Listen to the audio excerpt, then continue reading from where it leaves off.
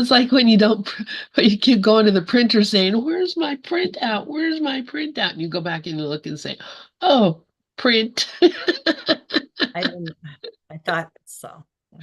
Joni, you are just such a gift. I don't think any time in your life, as much self-esteem as you have, as much as you've ever thought well of yourself and knowing what a great person you are, I don't think you have any idea, honestly, what a gift you are to us. And um, just, I'm sure that's true. I don't think any Oh, time in your life, as here we much as go. now we're live, I can tell for sure because I'm talking to myself. All right. So let's just get still a moment now after all that and join with each other in this beautiful sacred space where we all live and breathe together. God is with me. I live and breathe in him. And as we breathe together, breathing in that primordial air, the air that was here before we were born, the air that was here before Adam was born, the air that sustains us, the air that holds all of our lives. And as we breathe in, we inspire, we inspire. Someone was detected at your front door. There's someone at my front door. It's God. Jesus is knocking at my door. Yeah. Come on in, sir. There's plenty of room here. So as we're breathing together, all that fresh, beautiful air that just came in through the door, we join together in this one prayer, remembering always I'm here only to be truly helpful, and I'm here to represent him, the Christ who sent me, who lives and breathes in me. I'm here to represent him, all of us, one Son, one Holy Son. I don't have to worry about what to say, what to do. He who sent me will direct me. And I'm content to be wherever he wishes, knowing that he is with me always and has never left me. And I will be healed as we all are healed, as he teaches us to heal. Heal through the breath, heal through the heart, heal through the brain, the mind, the body, all of my being. Together we say, and so it is, and so it is. Amen, amen, amen, y punto. Oh, hello, everybody. All right. Good morning. Yeah, it's my partner. She just came home from work, so she's going in and out the door, and every time she goes, she's calling the cats, trying to get the cats to come in so she can feed them, as she is a feeder of many animals. So she's the holy mother of cats. Anyway, good morning, everybody. How's everyone doing? Anybody got any thoughts before we get started looking at our beautiful poem for the day? Any insights or heartfelt experiences? This came to me yesterday. We all know that Descartes says, "I think, therefore I am," and people have been smiling and laughing at that for some time. It came to me yesterday. A little moderation on the same thing. I think, therefore I can. The "I can" has gotten me into all the problems I ever got myself into. I, you know, I can do that. Yeah, right. You gotta laugh. That's I'm it. laughing. God bless you, Dove. I love you. Hi, Happy. Good morning. Hi. Rafi, yeah, go ahead. The offshoot of that one is I think, therefore I am thinking. And, and that's where all the trouble starts. But the insight I had that hit me very strongly was that the divine infinite presence I am, the God presence that I am, is every step of the way getting the I that I think I am back to realize what I truly am. So, and there can't be any separation. This fake me is being guided back home by the real me. And that was got me to a place of great peace and this blissful quiet for a long time. I just wanted to share it. Thank you. Thank you, Rafi. Yeah, that's beautiful. And yeah, it's wow. Um, Wayne and I have been reading The Impersonal Life on Monday afternoons. And it's so very clear that that's absolutely the same thing with Joel Goldsmith. It's so very clear that what you're saying is absolutely true. Doesn't necessarily say it in that way in A Course in Miracles. And so a lot of people think, oh, well, the ego and the body and all that, those are my enemies. But in the impersonal life and in Joel Goldsmith, he's pretty clear that everything is here. All things are here because of God. God is the creator of everything, and even the world that we look at that we see is so messed up. Behind all of that projection of our own thinking onto what God has already created. Behind that is God's creation, and it's just being blocked by our uh, faulty vision. So this is really a great way to remember things. So I love it. Thank you, Rafi. Thank you, Dove.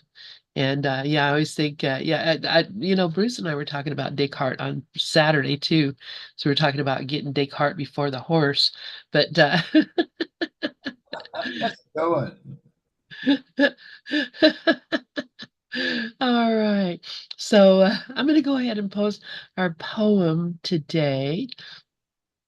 And as always, what we do is we'll read the poem, and I guess anyone can read it, and anyone is absolutely welcome to read.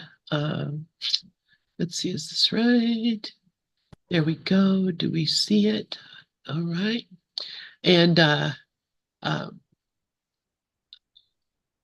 I feel like starting today. So I feel like reading the poem. And I believe this is the one that we're in. Stay in, choose love. What? Choosing love. Wow. Um, Yesterday we had a really beautiful meeting with Glenn Hoverman and Muffy Weaver on John Mundy's group. And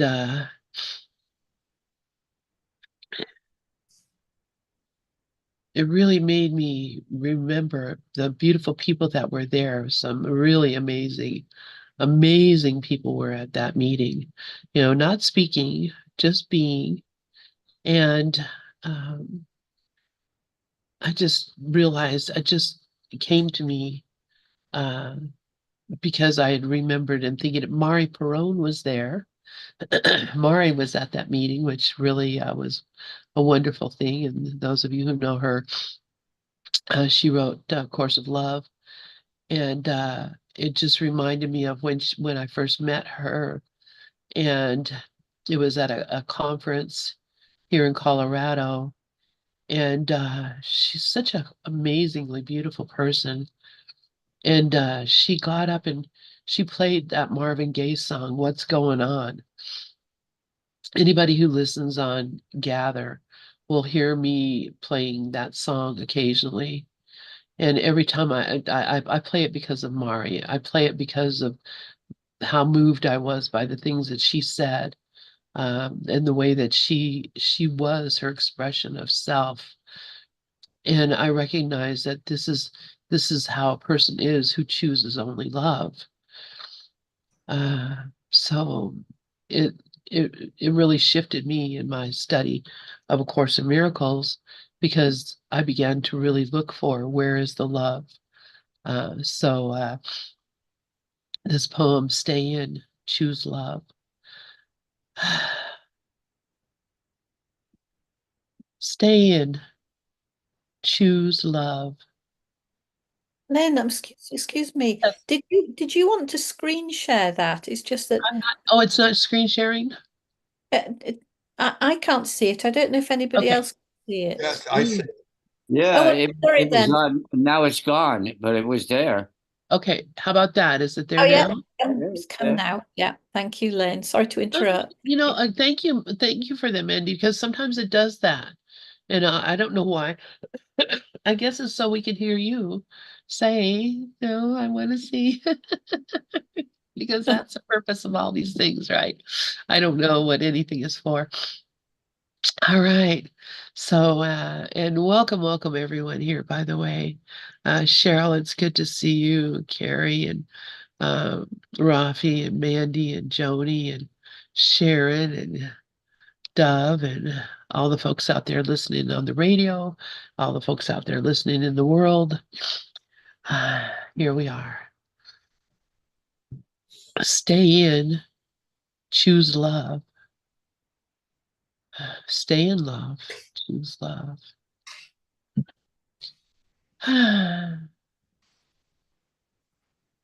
How strange, the only wisdom you'll ever need is contained within you.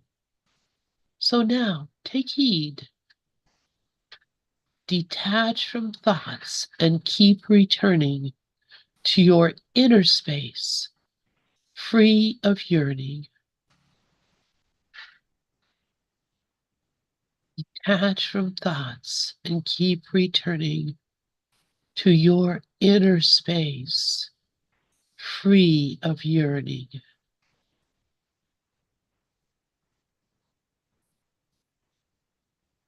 It's ironic that by dictating such a harsh restriction can instead be received as a holy benediction. Stay in, stay in, stay inside your home. Don't move away to stray or roam. Spend some time in meditation. It's just present moment contemplation, because there you'll find your inner calm, a true refuge of healing balm.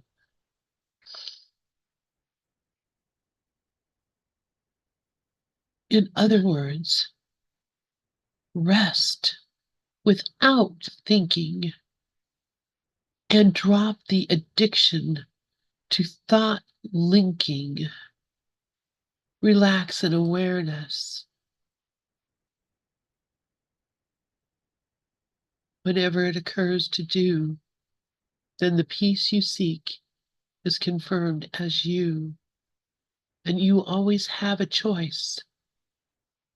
Wait. I have to close something here. Is that right? Yes. All right. Sorry. In other words, rest without thinking and drop the addiction to thought linking. Relax in awareness whenever it occurs to do, when the peace you seek is confirmed as you. And you always have a choice on how you define the apparent chaos that appears in your mind. Either fear, anger, tension, or stress. Just choose only love and see tenderness. Just choose only love and see tenderness.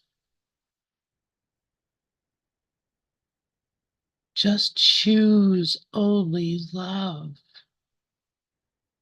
and see tenderness. Truly, your perspective will create your reality. So focus on oneness instead of duality to return your world to the balanced and sane. Choose only love again and again. Stay in, stay home, choose love.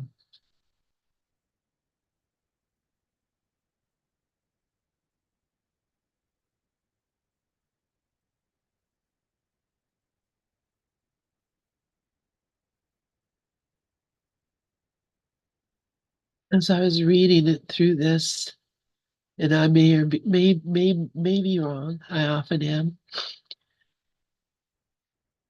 I thought perhaps this was written during the time of the pandemic when so many of us were asked to stay home, stay inside, don't go out, don't stray, don't roam.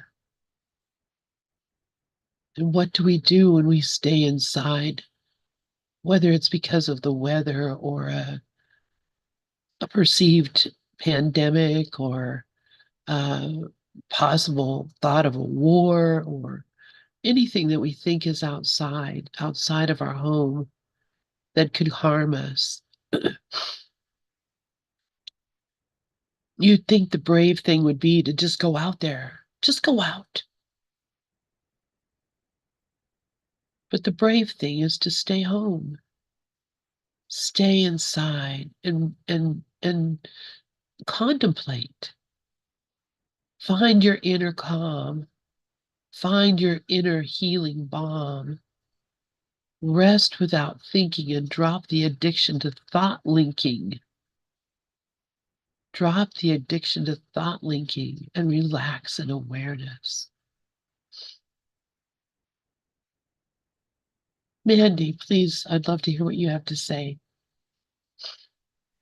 Oh, thank you. And thank you for reading it so beautifully. It's really lovely to hear it. Can we just go back to the normal screen just now so I can just see everyone? Absolutely. No, I didn't write it in the pandemic. Good thought. No, I kind of didn't take any notice of that.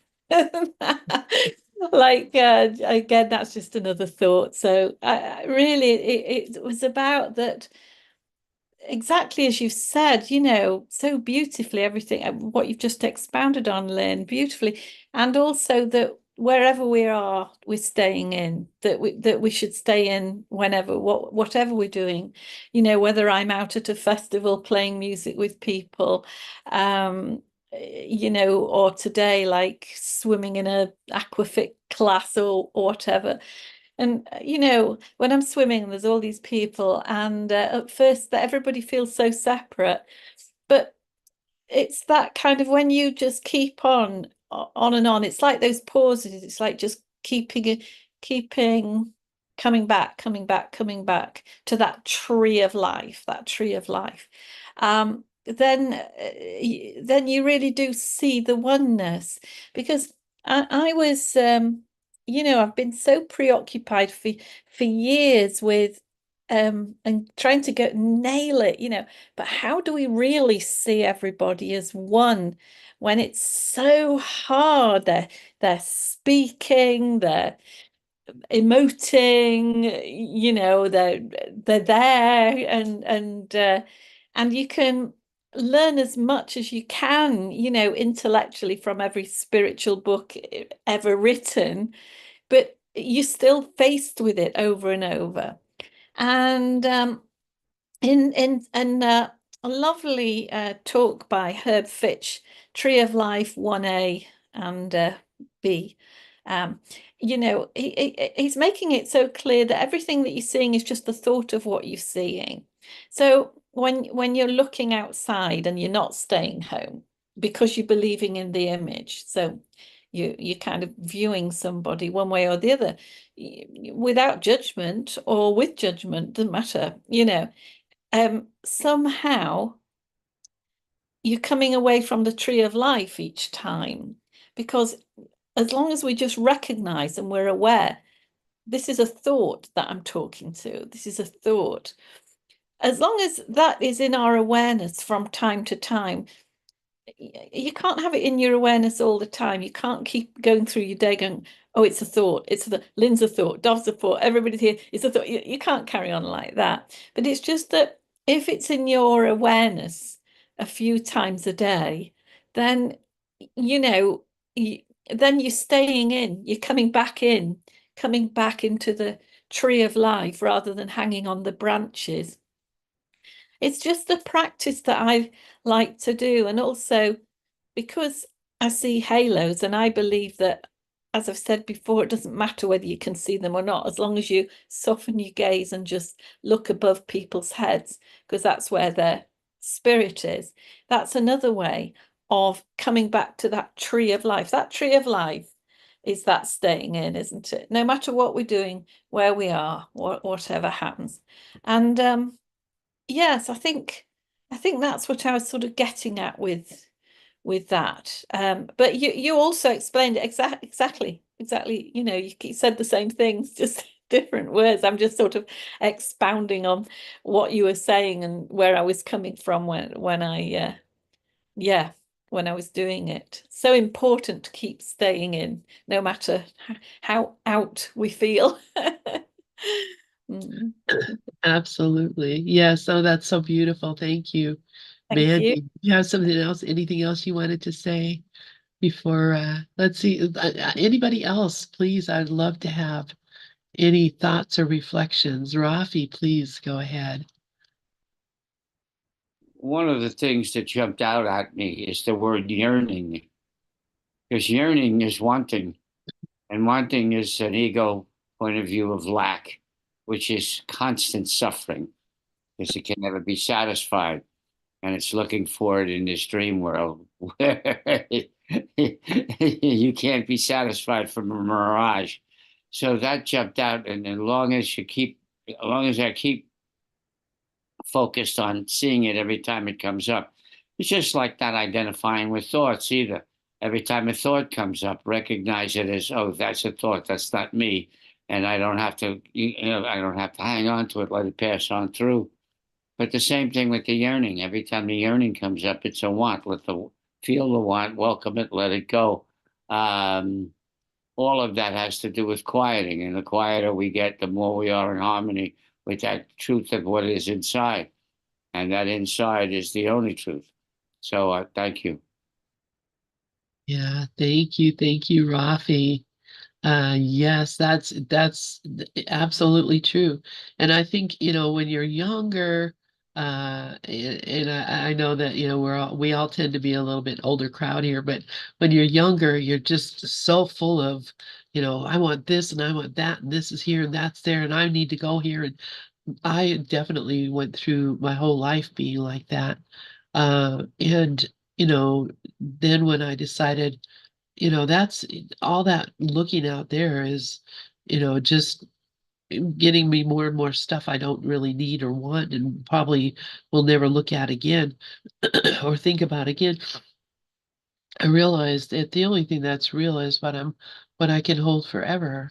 And so letting go of all that nonsense has really been a huge help to me.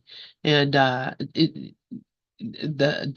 thing that was so important to me for my whole life and career, every time I ever got a job, everything I ever did, I always made sure that it was something that allowed me to travel, that they had offices in Europe, and so I could travel over there, and so that was something I really really loved to do. And I just finally gave up on that after the last the last trip that didn't turn out so right. And now I'm going to Scotland. So I'm I'm realizing, when you stop yearning for something and say, okay, I'm done. This is cool. I've had enough. all of a sudden something wonderful shows up that is the thing that you would have, given your left toe for. I know you have five, but you can't afford to lose one. But but now it's like just such a gift to get what I wanted without even really wanting it or asking for it. So anyway, thank you. Carrie, you had your hand up. Please, I'd love to hear what you have to say. Oh, thank you, Lynn. I was just going to say, what I like about the reminder is that because it's so easy to get dragged into thought, into thinking like, oh my God, I got a huge problem right now. I can't worry about this right now. I got to fix this problem. And that can just go on and on forever. And so it's just a good reminder that actually is-ness is really the only number one main thing. Carrie, that's so lovely. You always say these really poignant, lovely things, and yeah, I mean, there aren't really any problems, you see. There's no accidents, there's no problems, there's no decisions to make, I mean, we all forget that. Me included, we all forget that. But that's why just anything that we can do to remember that every time that we just step aside, it's solved because an idea comes to us that's just perfect, or something gives way.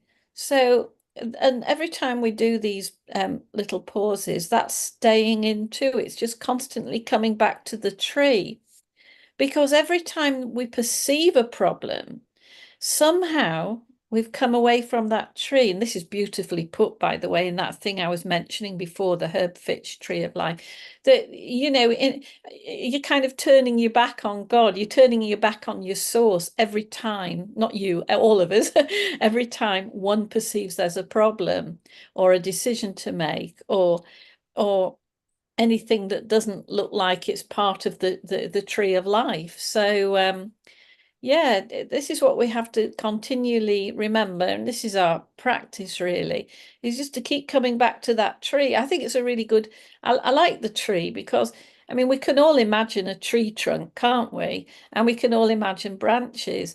And somehow we've gone away down the branches and we're dropping off at the end of the leaf, like a raindrop dropping off the leaf every time that we perceive there's any kind of a problem or difficulty.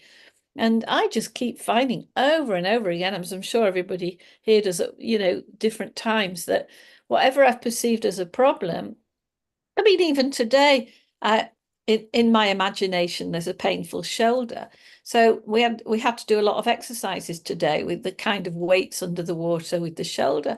And I just continually, I had to do it, but continually remind myself that I can't move. God's move. In God, I have my being. This is coming back to the tree. And every time I just dropped and let go, I didn't feel anything. The shoulder just moved. It didn't need me. And this is the same with everything, whether it's your shoulder or whatever it is, because with pain, physical pain, same with emotional pain. How do we have pain? It's because we tense up, because pain is always from a spasm, We're tensing up. We're trying to do something that we think will make it better, and it's just the worst thing we can do is tense up in that area. It's exactly the same as mentally and emotionally. We just recognize we're tensing up, we're going into contraction, and we just think, oh, expansion. Even if you just think the word expansion and you're just dropping it, and it's another way of saying we're giving our problems to God all the time. But even more simply is you're just coming back to that tree, not recognizing that there can't be any problems. Yeah. So thank you for what you said there, because yeah, helped me to just express that, Carrie. Thank you. Thank you, Mandi. Thank you, Mandi. Thank you, Carrie. Thank you, everyone. Anybody else have any thoughts that they'd like to share, or anything? I know maybe not everyone heard the poem, so I'm sure we might put it up and let someone else read it for us. Would someone else like to read the poem again for us? I nominate Mandy. Okay. I was kind of leaving her for last, but we could do it. Mandy could do it now if she wants to. Well, oh, thank you, Dov. But I quite like the way that, yeah, I suppose I do it at the end generally, don't I? And then do it very slowly as a contemplation. So I'd love to hear anybody if you want to, or if you don't. I can read it. Oh, great. Thank you, Mickey. Okay. All right. Let me quiet my mind first and take a couple deep breaths. And I'm going to the decision maker in my mind. And I'm stepping back and I'm looking at it. And I'm inviting the Holy Spirit to be with me now. And all of us as I read this. Stay in. Choose love. How strange, the only wisdom you'll ever need is contained within you. So now take heed, detach from thoughts, and keep returning to your inner space, free of yearning. It's ironic that by dictating such a harsh restriction can instead be received as a holy benediction. Stay in, stay in, stay inside your home.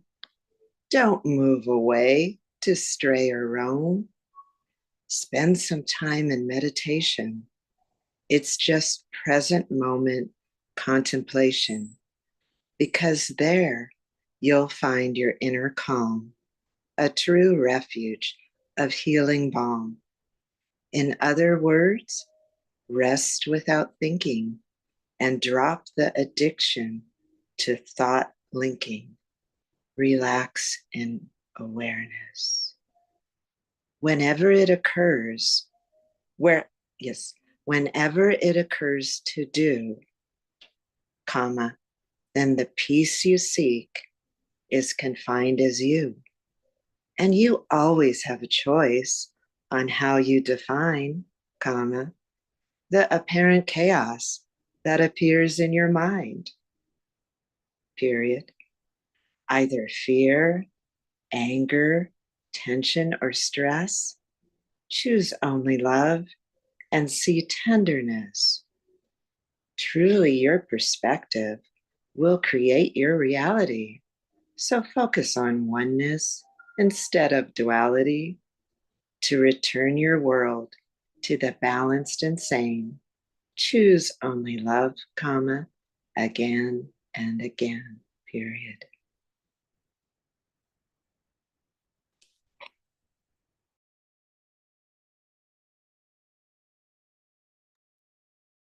That was beautifully read. Thank you so much. It's so interesting, this creating reality. We all know this, don't we? But it can slip, can't it? Because like today, I had to go and take my car to have its sort of complimentary holiday check. And I usually don't sort of always enjoy going to this place where because I had an impression that every time I go that people are a bit formal, a bit official, and a bit sort of on the cool side. So today I thought, oh, I know that's not true. So I'm just going to see everybody is just warm and lovely. Mainly, I'm going to see me as warm and lovely. That's all that needs to happen. Never mind. There's no them to inhabit being warm or lovely or cold and not. There's only me. And of course, I went and everybody was warm and lovely, and they even made me a cup of tea. That never happens. And and everybody was so lovely. It just happened. We just keep forgetting, don't we? Because we have these ideas. Oh, I've got to do this, or I've got to see this person, or I've got to go into this organization, or I've got to do that, and it can just slip away over and over, can't it? That it's going to be as we create it. I mean, I just wrote that book because, yeah, I need constant reminders all the time. I'm just happy to be with a whole lot of other lovely people who, I mean, we all need constant reminders, if we're honest, because it just bombards us all the time. But eventually it sticks a bit more and it sticks a bit more. But I think one thing that's probably has stuck for all of us is that we know beyond words that we create our reality by however our outlook is. It's us that do it. There's nothing outside. So it's interesting that each person that reads a poem or reads it because of the feeling and the spirit with which they read it. For me, listening, different things come up. Could be the same poem, but different things. So yeah, lovely to hear both readings. Thank you so much. That's so beautiful. Yes, I love to hear it through other people as well. So that's why I always invite. Please, please, please. I want to hear you read this because yes, everyone, it's all coming through. It's like the orchestra. You know, you have all these different instruments, and you think, not everyone is going to be playing the tuba because that would make a different kind of concert.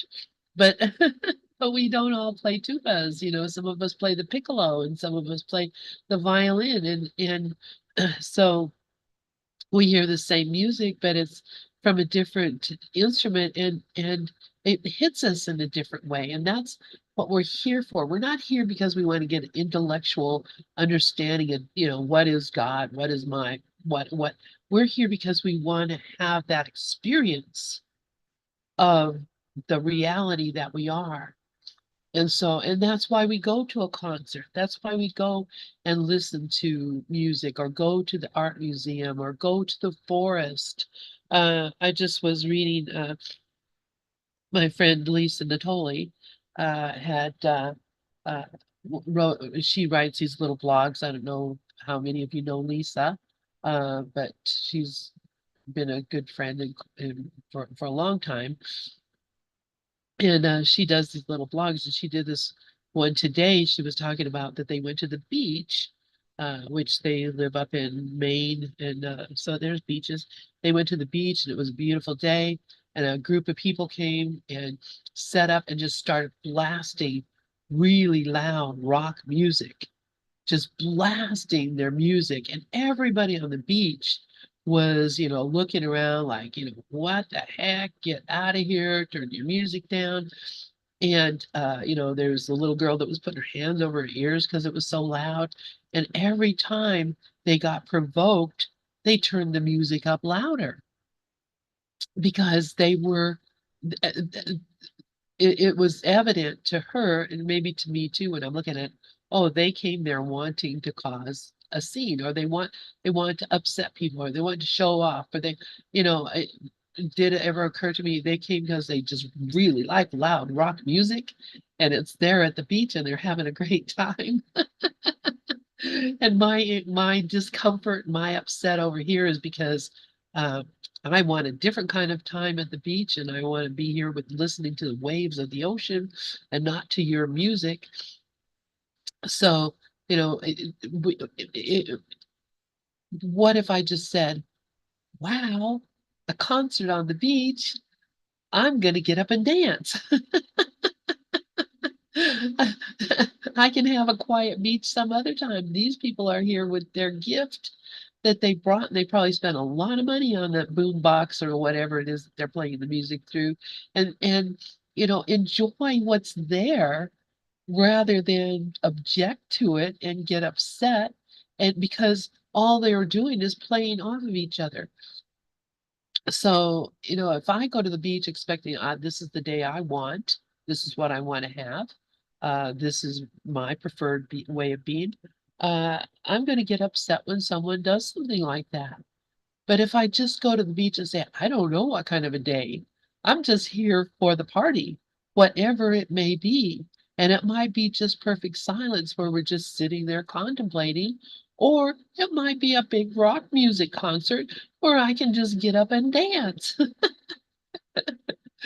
Either way, I'm having fun. I'm having I'm loving my situation. I'm loving it. I get caught in a big traffic jam and I'm sitting there for, 2 hours. I'm loving listening to music on my radio, or I'm loving just contemplating or watching the people around me. That's the difference. It doesn't matter where you are. Just love what's there. And that's not why I started talking about that because of the idea of projection, right? The idea that, if I want to have a peaceful day, I will have a peaceful day no matter what anybody else is doing.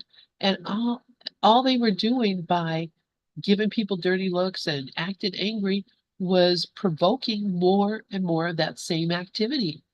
Obviously, if I go to the beach and I start provoking that kind of activity, I'm going to get that kind of activity and I'm going to get more provoked and they're going to get more provoked because that's what I want. I'm projecting a world where upset is my experience. But if I'm just projecting a world where love is my experience, it doesn't matter what happens out there. I'm having fun. Anyway, and that's me, Lynn. I'm always having fun. Does anybody Lovely. else? That's lovely. It's like that expression, what you resist persists. It's true, isn't it? So yeah, which is exactly what you said. It's lovely what you said. Thank you. Thank you, Mandy. Anybody else have anything they'd like to share?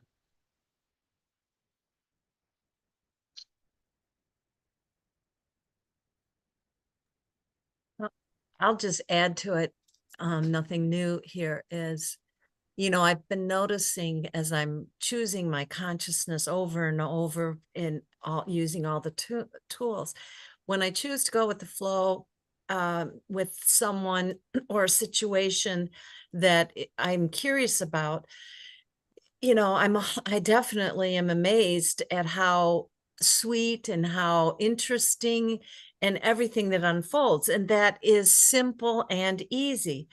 When I think of something or have an interaction where I am defensive and bring in the past because I know what the ex is going to say or do, because he always does that, I noticed that it's an opportunity to choose again, as we talk about. So in choosing again and taking that pause and remembering some of either the lessons or the poems, I can bring a little glimpse of that simple curiosity to the present moment and watch for some unfolding.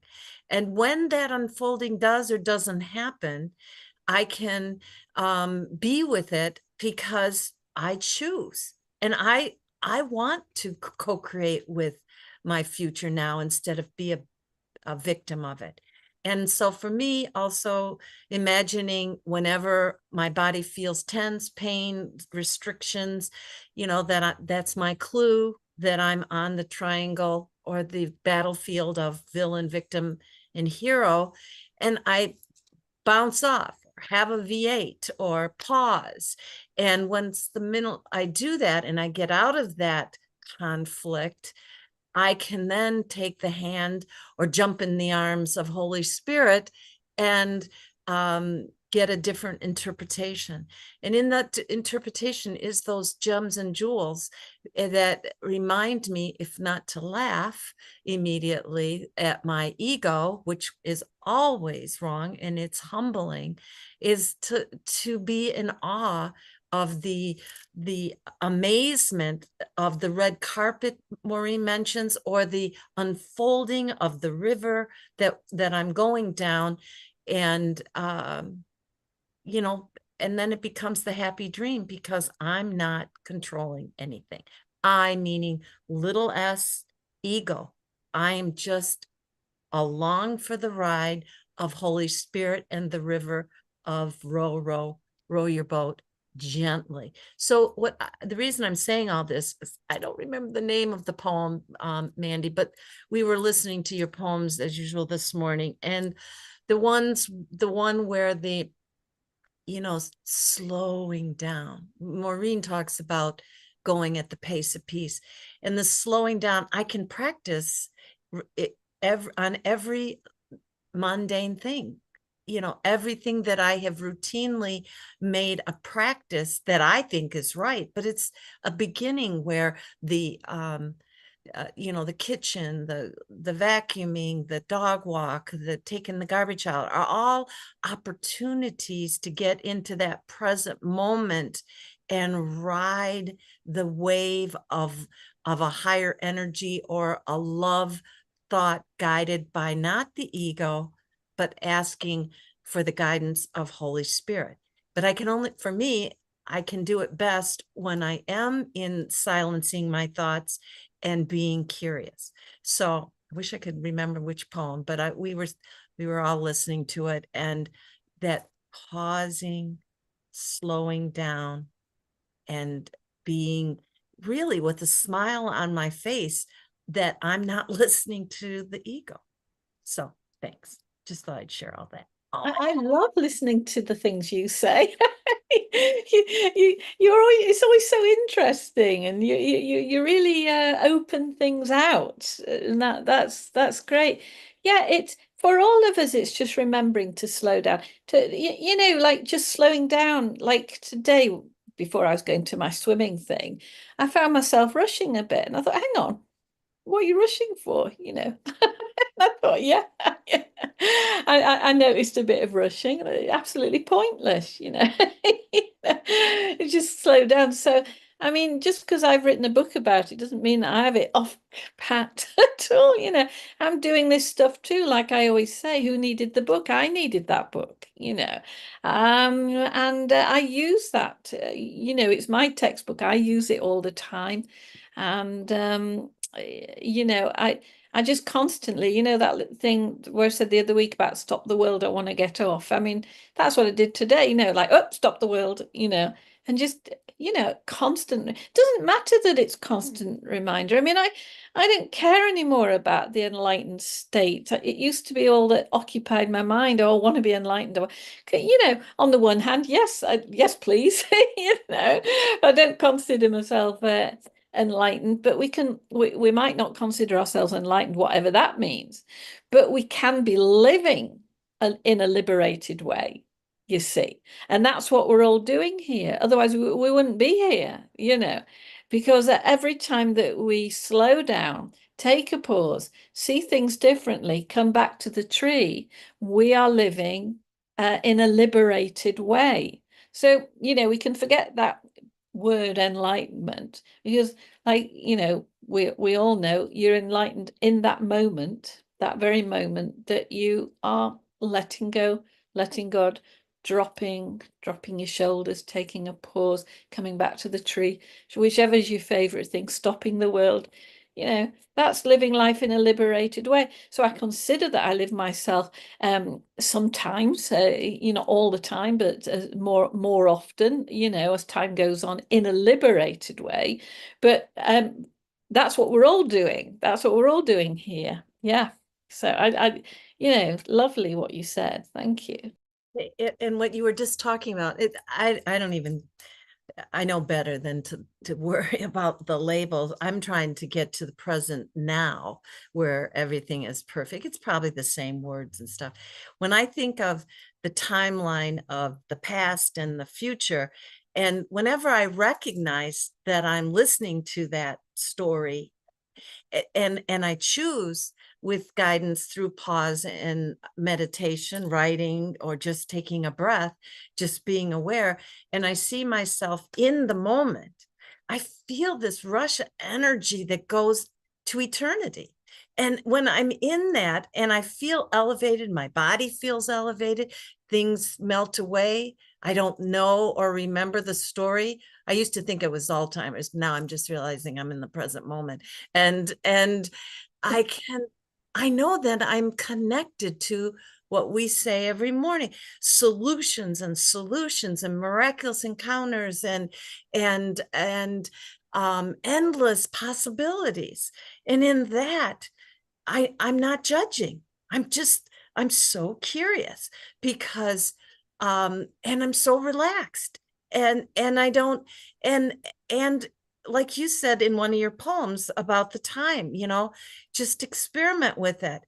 for one thing, in that frantic energy you're talking about, I can go over my keys 10 times before I see them, so, I can go right past them. So in everything in that slowing down, I just keep imagining I'm just getting more and more to that present moment where endless everything is: peace, opportunities, connections, health, abundance, everything. And it's okay that the next thought is in the future, or another thought is in the past, because I know the power of this undoing and us showing up and practicing and having the textbooks, having the support. I can get back to it. But ultimately, I am willing to take total responsibility for it, that undoing those thought systems and choosing again and practice. And that's and then I get to enjoy all of this, because we know it's all, but the difference is I am choosing to be totally responsible for all of it. So that's where the power is for me. Okay, thanks. Thank you, Joni. Yeah, that's that's perfectly beautiful, and that goes along with what Mandi was talking about, is living a liberated life.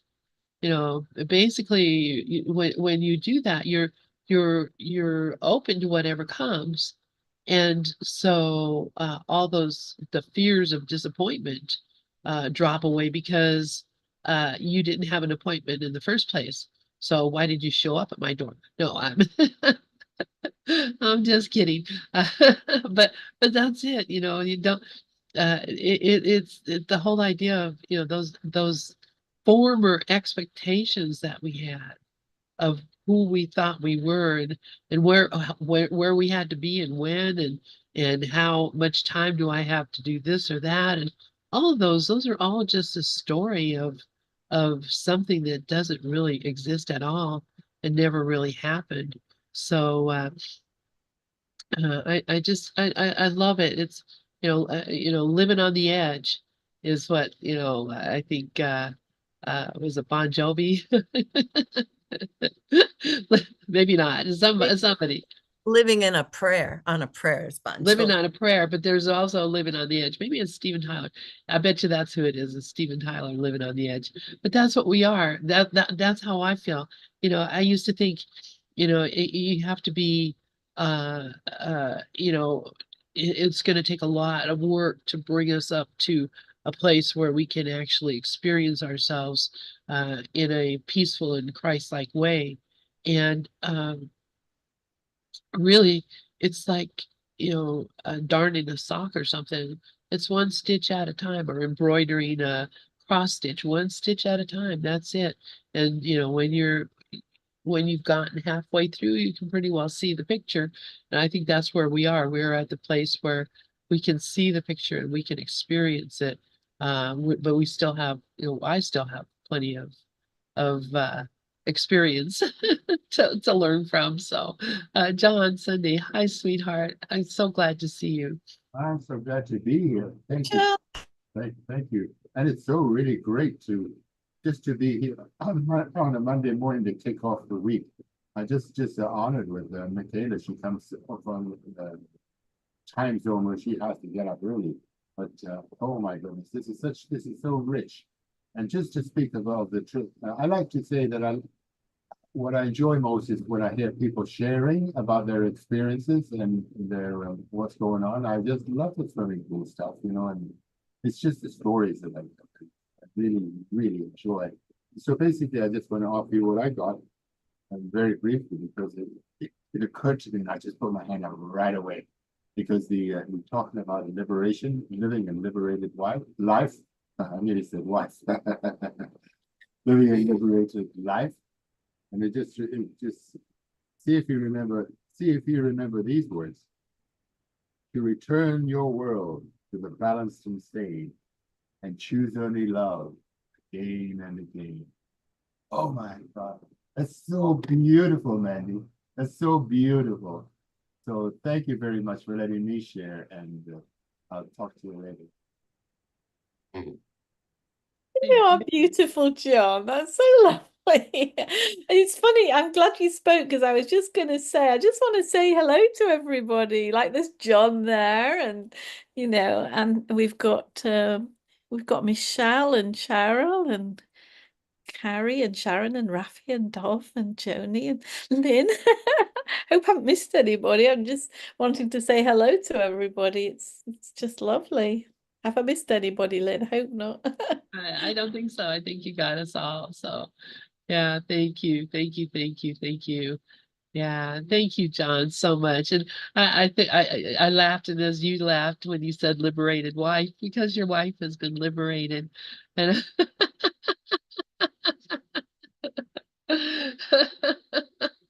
oh my gosh. That was a slip for sure, but it definitely worked. Oh my gosh, yep. So yeah, anybody else, everyone is welcome to speak up, and that is one thing about our groups always. Everyone is equal, and there's uh no one no one single voice should be being heard this often. So I would love to hear what anybody else has to say. Otherwise, I might play a song, and we can just take a few minutes and listen to a song and relax a moment. All right. Let's see. Am I doing the right thing? Doesn't matter, I guess, where I go.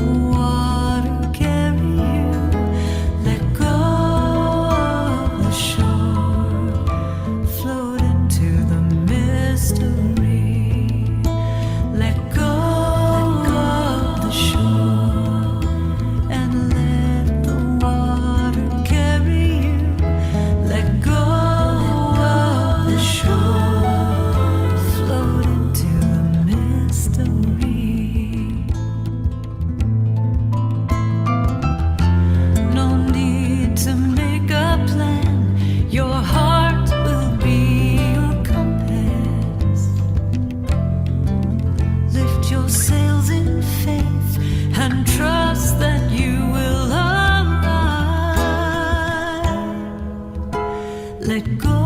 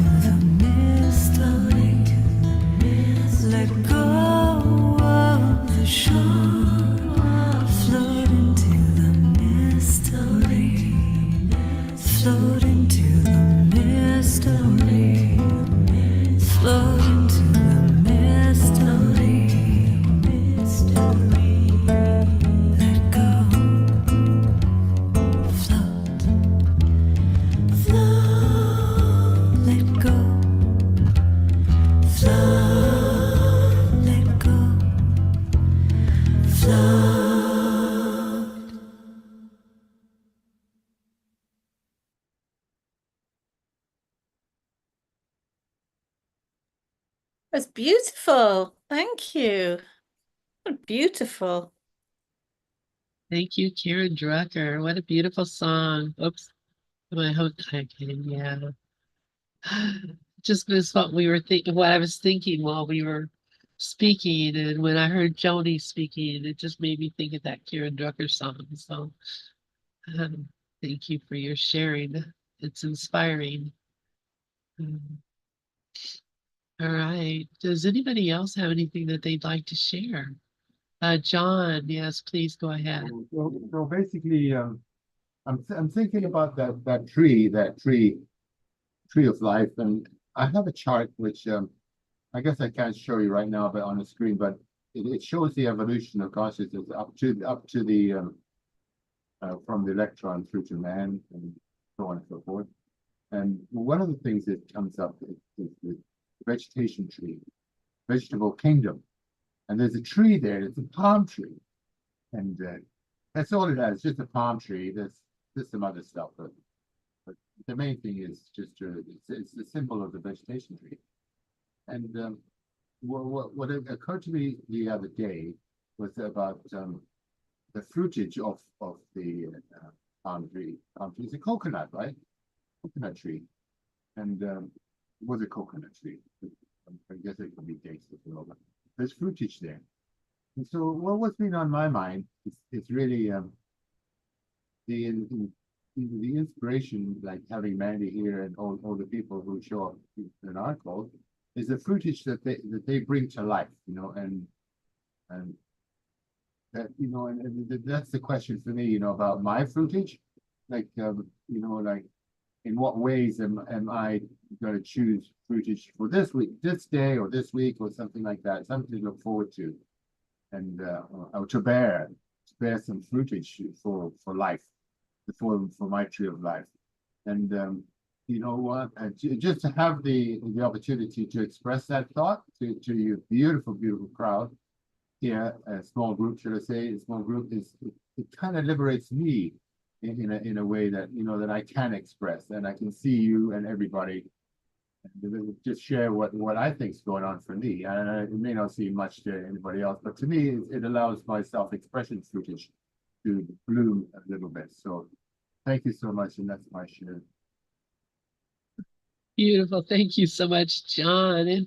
And oh my gosh, I could go on about coconuts. I watch a lot of there's an American television show called Survivor, and all of these people. In fact, I was thinking about it when I was watching the video, because all of these people they're on these beaches and they have to survive, and they're all eating coconut in all different kinds of ways. And I'm seeing, oh, you know, so many things that can be done with a single little coconut. Just I love it. I mean, it's many possibilities. So thank you, John, for that. I love you. Mandi, please go ahead.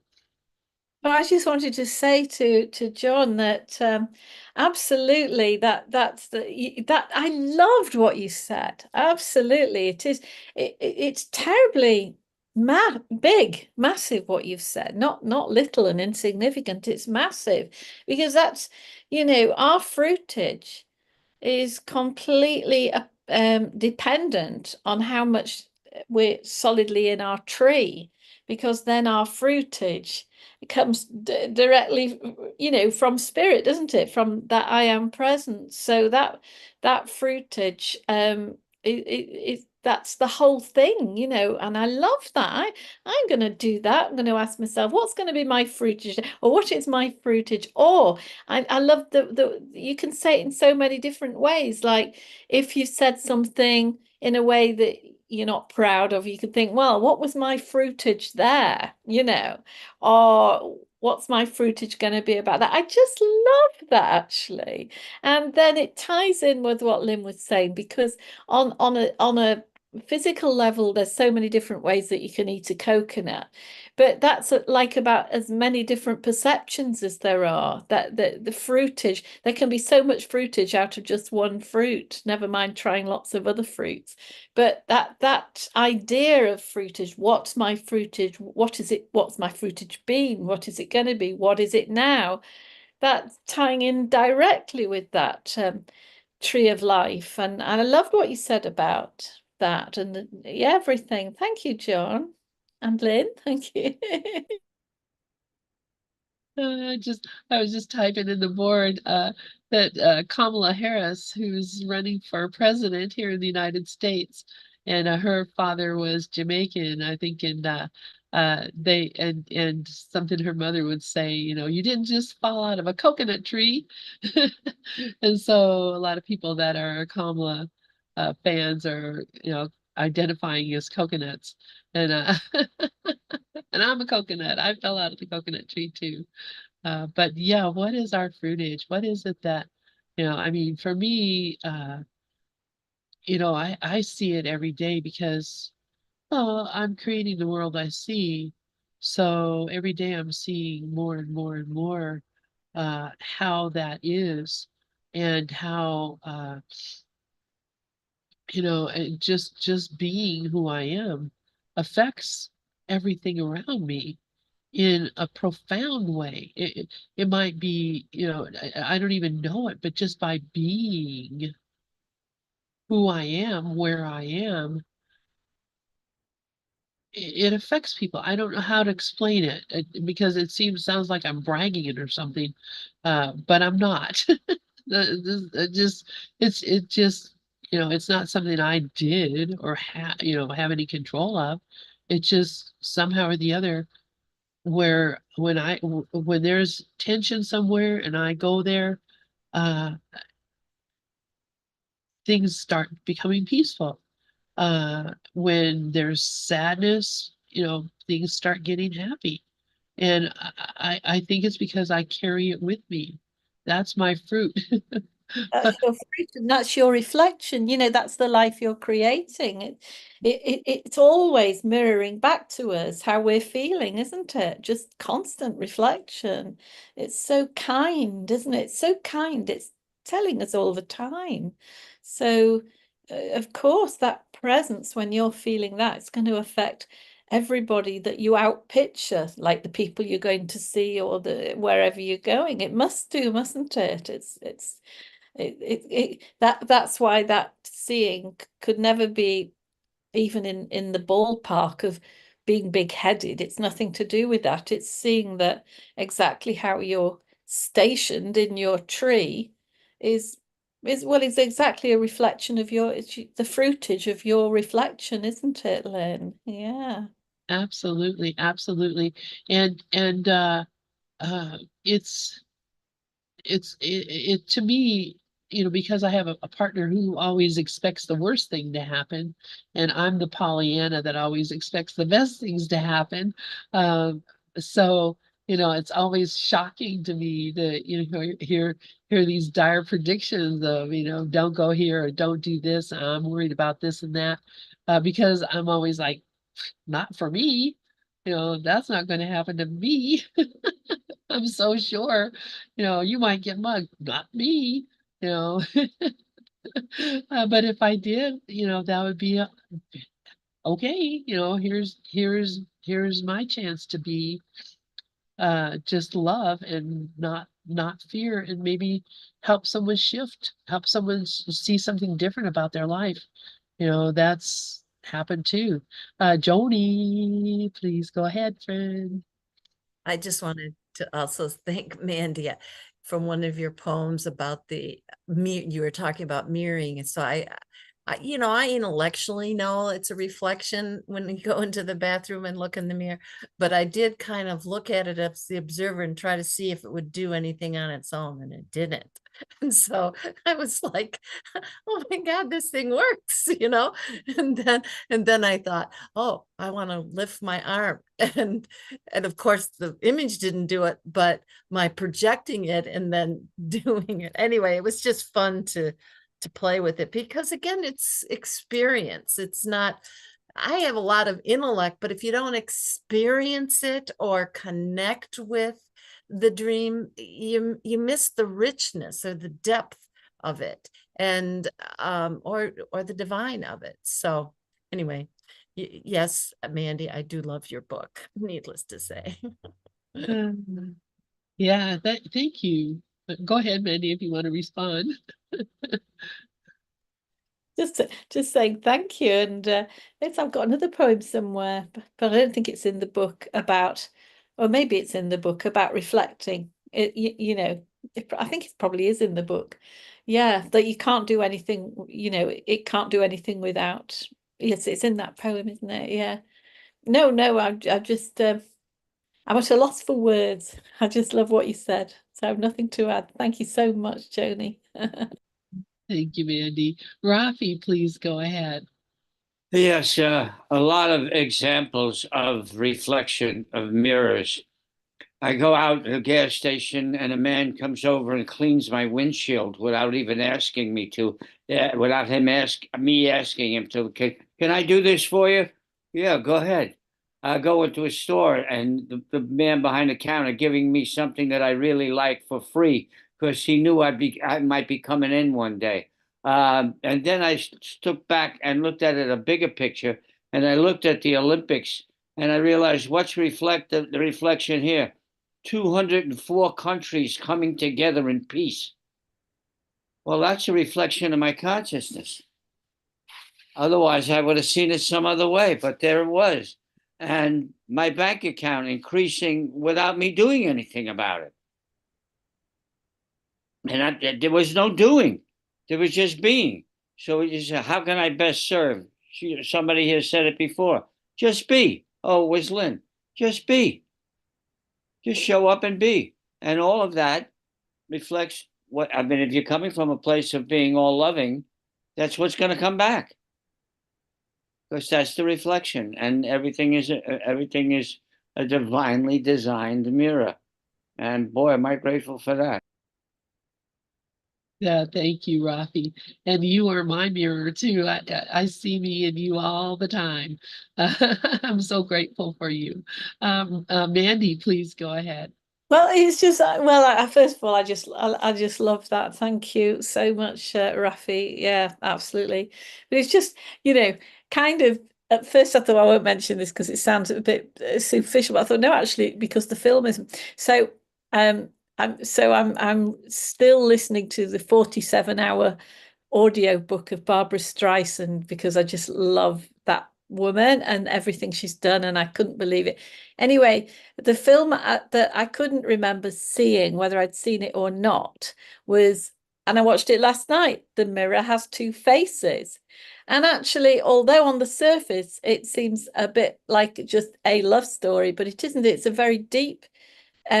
a deep story about a woman Barbara played, who had a very low sense of esteem, and thought that between her and her sister, she was the ugly one and the sister was the pretty one. And so she attracted somebody who didn't want a romantic relationship but just a companionship, which as the time went on between them, she's falling more in love with him and she's getting more upset because he's not showing any sort of signs of romance. And then one day, I mean, forgive me if you've seen it, but one day her mother shows her a photograph, and Barbara's character says, "Oh, yeah, that's my sister, always the more beautiful one." And the mother says, "No, that was you." And then everything changed because her perspective totally changed. She realized she wasn't the ugly one. She was the beautiful one.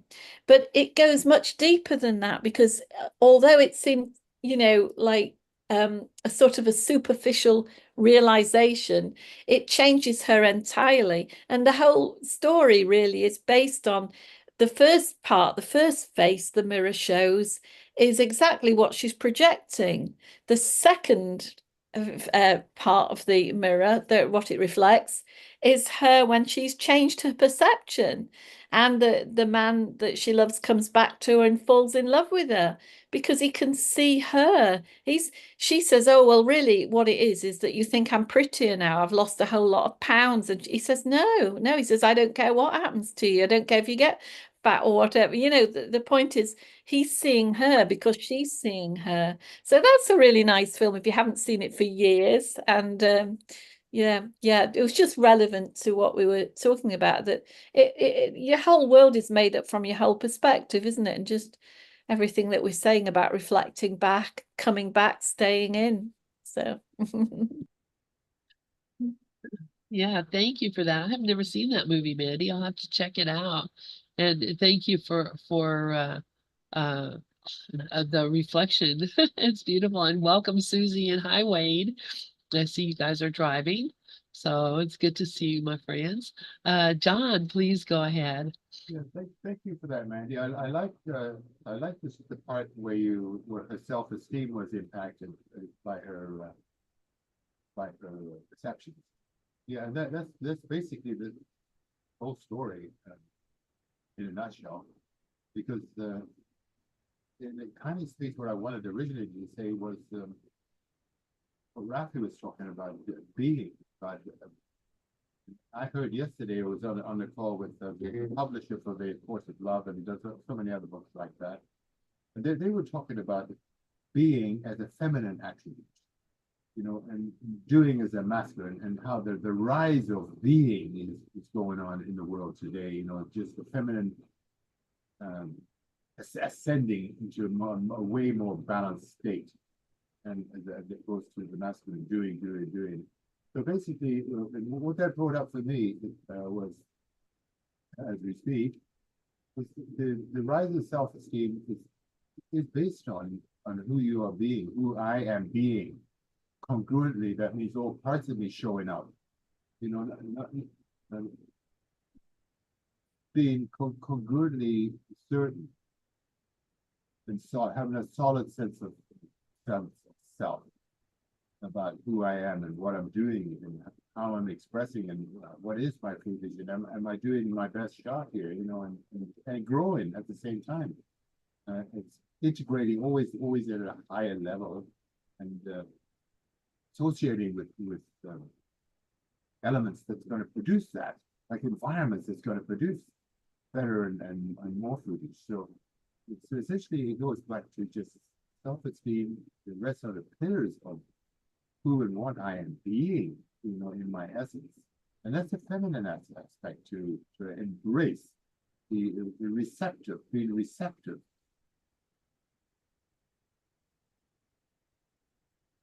And that's it. Thank you for that. Thank you, John. And yes, I love that that Glenn brought that up yesterday.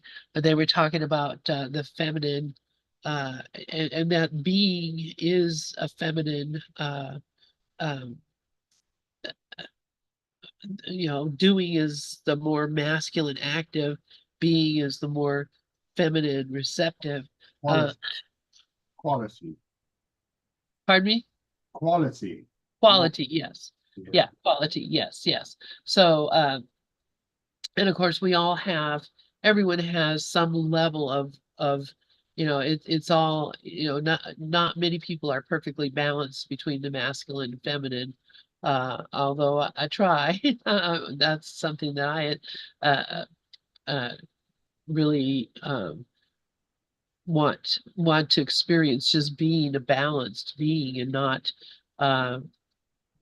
having either one of those qualities uh, uh, be overwhelming, that they're all necessary in certain times at certain extents. So uh, and we are moving more into, we have been in the more very, very masculine state for some time. And unfortunately, that's considered a lot of action, which is considered then a lot of activity like violence and war, and that Mars, I have my Mars and Venus are conjunct in Aries. So I'm like, I have mine's are I got that masculine and feminine right there in that action place of lots of excitement, lots of activity. But that's what it is. There's a balance here, and we all experience at some level And that's why we actually, I think that's one of the reasons that we connect with other people and, get married or have a relationship with another person, is because we're trying to balance that energy and trying to return to a place where we have that balance. And I wait, return to a place where we have that balanced energy. So I'm really appreciating being in the age of Aquarius. Now I'm moving into that place where that energy is coming into place. And Susie says I'm definitely feminine.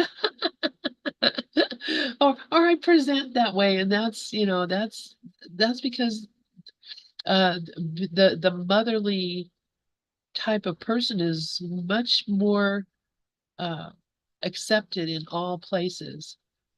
It doesn't matter where you go. If you come off as a feminine, motherly person, mostly people are going to love you. And I didn't do that on purpose. That just was the way that I came out. So, because this is the body, this is the being that is here to be what I'm here for. Uh, just as all of you are, everyone is. So I don't know how I got off on that, but because of John, because of thinking about Glenn talking about the energies yesterday, the qualities of feminine and masculine, and yeah, we're moving into the age of the heart, which is considered feminine, but is absolutely, the heart is active. The heart moves, the heart pumps, the heart it, it, it has the masculine qualities as well. So it's both. Anyway, anybody else have any comments or thoughts that they would like to share?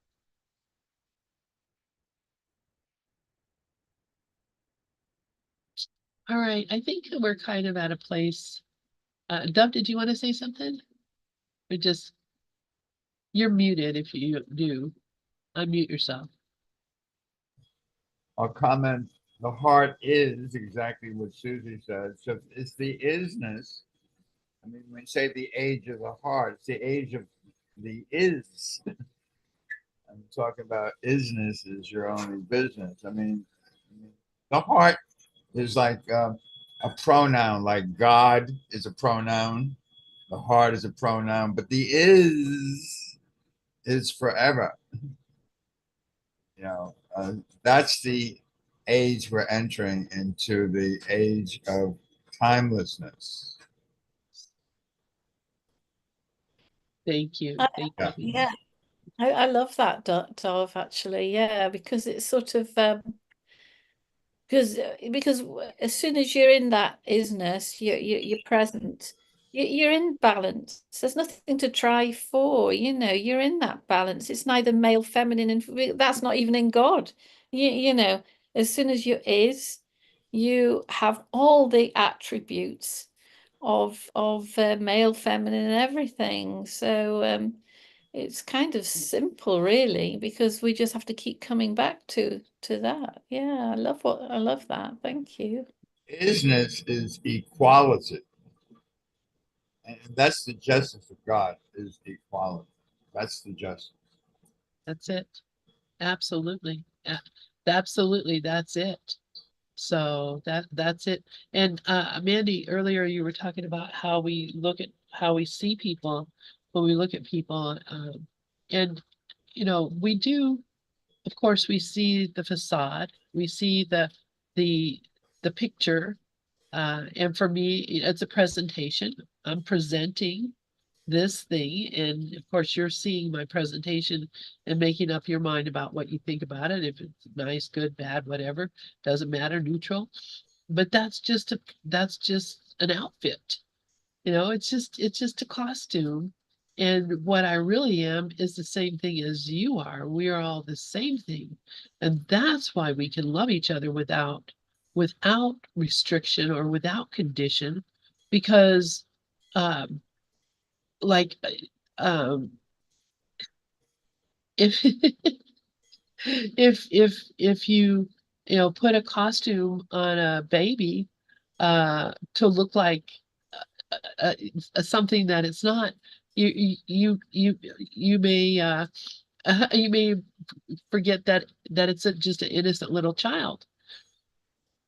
So I don't know what else to say about that. And exactly. I think that this is it. You know, that when we're in our being, when we're very present, because all judgment drops away, then the thought about what this person is like or whether we like them or not, that drops away too. So it always comes back to just being still in this moment, because it's the great solver of everything, isn't it?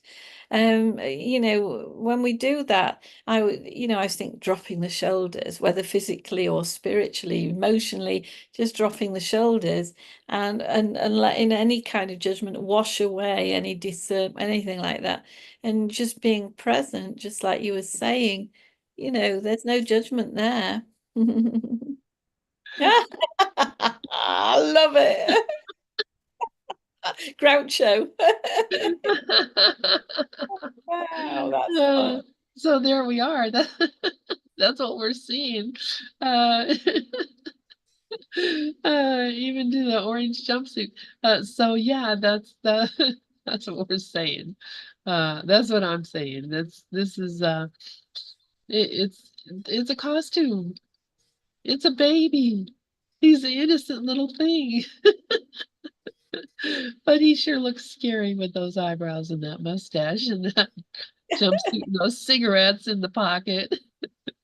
Whoever did this did me a huge favor, because and what I put with it was, the surest way to corrupt a youth is to instruct him to hold in higher esteem those who think alike than those who think differently, from Friedrich Nietzsche. So there we go. It's the easiest way to ruin everything is to want everybody to be the same and not love everybody for what they are, and not see them as, that's just a fake mustache. Dove, did you want to say something? Oh, no. Okay, you And just hello to everybody. And I'd like to add, that was a beautiful example of just demonstrating, what you mean. Just by one picture, it tells it all. But and for me, there's three lines that tell it all. What we're talking about is-ness, and I heard it before. So now take heed, detach from thought, and keep returning to your inner space, free from yearning. That's a classic definition of is-ness. So thanks, Mandi. Your poem today is filled with pearls all over the place. So much, John. Thank you. Nobody can see the pearls unless they can see the pearls. You know what I mean? Like, the pearls are in you, aren't they? The pearls are in others. Otherwise, we wouldn't see them sort of as pearls, would we? If you know what I mean.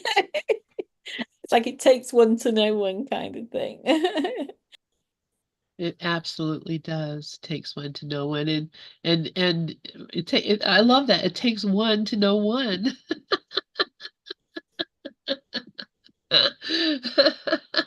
It's a little play on words. I love it. Oh my goodness. Anybody else have anything that they would like to share? Anything at all that came up? Well, I think I'm going to ask Mandi to reread the poem for us, and we can take a few minutes afterwards to contemplate before we end the program, unless there's something else somebody wants to share. But absolutely. Okay, I'm going to go back to the poem on the screen. Please let me know if you can't see it. Let me know if you can't see it. Oh, I love seeing Happy the dog. He's so beautiful. Isn't he Oh, adorable? And it makes me happy that Dove has Happy, because me too. He gives brilliant hugs. I can see that. Oh, so this is the one. We're on the right one, aren't we? no, we're not. I moved. I We're can on I can. staying. Oh yeah, yeah. Yeah. Stay in, choose Oh, love. thank you, Lynn. I'd forgotten anyway. Okay. How strange. The only wisdom you'll ever need is contained within you. So now take heed. Detach from thoughts and keep returning to your inner space, free of yearning.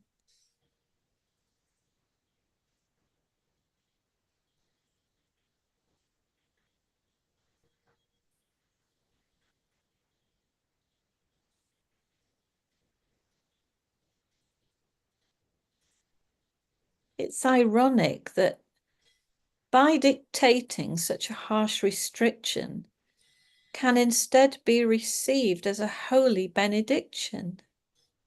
Stay in.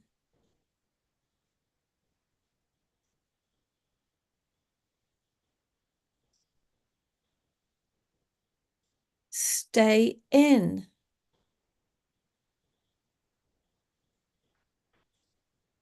Stay inside your home. Don't move away to stray or roam.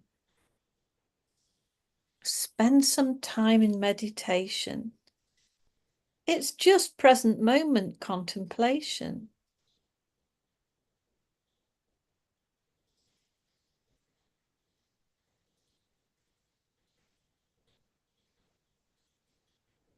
Because there you'll find your inner calm, a true refuge of healing balm. In other words, rest without thinking and drop the addiction to thought linking.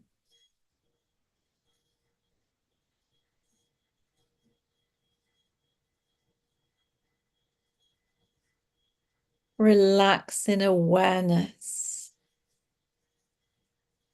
Whenever it occurs to do, then the peace you seek is confirmed as you.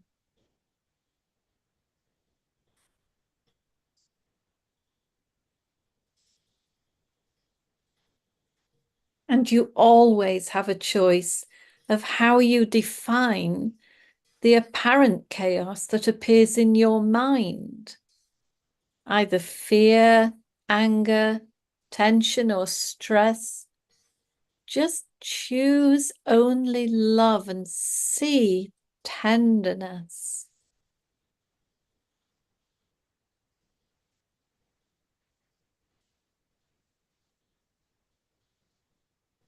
Truly, your perspective will create your reality. So focus on oneness instead of duality. To return your world to the balanced and sane, choose only love again and again.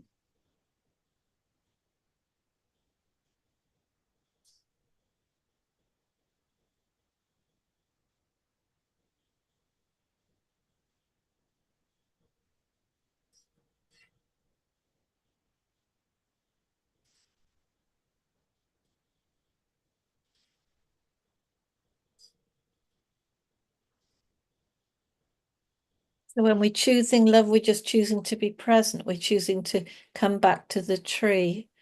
We're just choosing to be still, just choosing to drop our shoulders. All that is the same as the word love, same, exactly the same.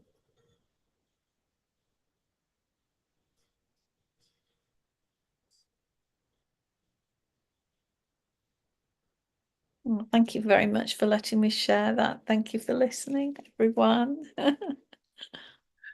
Thank you so much, Mandy. And I love that. Choose only love, choose only love.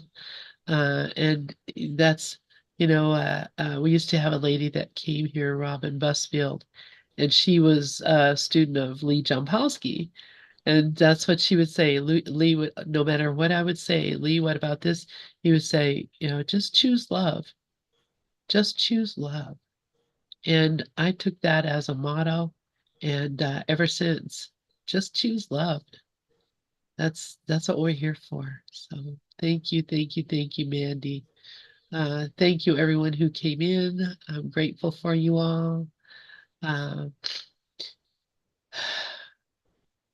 Sorry, I can't be here next week, everybody. I'll really miss this call. Sorry. Yeah, it's okay.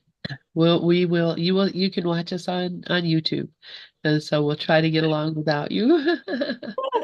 You don't need me.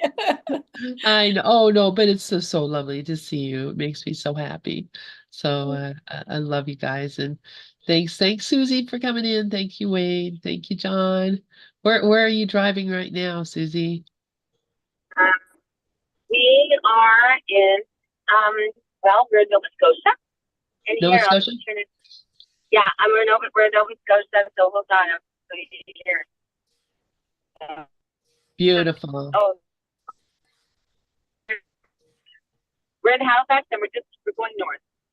All right. North of Halifax. We're going to the highest. We're going to the, no, we just love Halifax. We're going to the highest and lowest side of Canada. North America, in the world. Well, Wade says in the world, but we're just going. We just are. I am. I love it. I love it. I love you guys. Thank you for traveling with us. Love you. See you all later. All right. Bye-bye, guys. Bye. Bye. Thank you. I love you.